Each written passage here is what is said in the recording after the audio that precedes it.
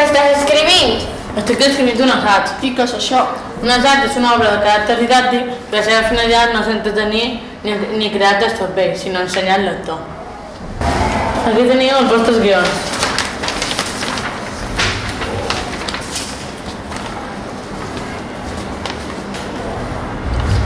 Això era el que estaves escrivint abans? Sí.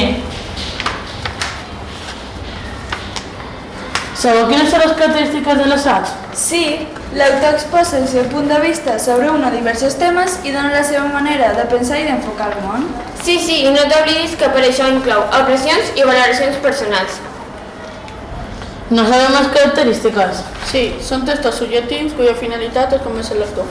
Sovint combina valoracions subjectives amb dades objectives i comprovables. Per tal de defensar la seva tesi. I la seva temàtica i extensió és variable.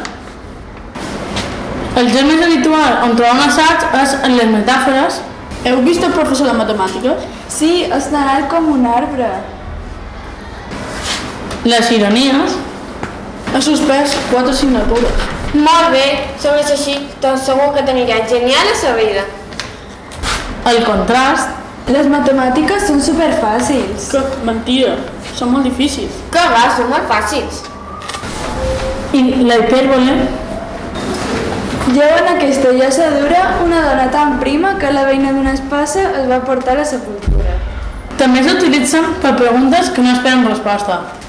Demà hi havia un examen? El dietari El llibre de viatges, Les memòries. la biografia. i el diari personal. Comparteixen característiques en l'assaig. Quins textos es poden formar en l'assaig del camp dels textos periodístics? Els articles d'opinió. L'editorial. I la ressenya crítica. Professora, ja és l'hora. No, espereu, hi ha una cosa més. El què? L'aforisme. I què és això? És una frase breu que anuncia un pensament relacionat a la filosofia, la ciència, la religió. Ens explicaràs també què són les faules? Ah, sí, és veritat, m'ho oblidar.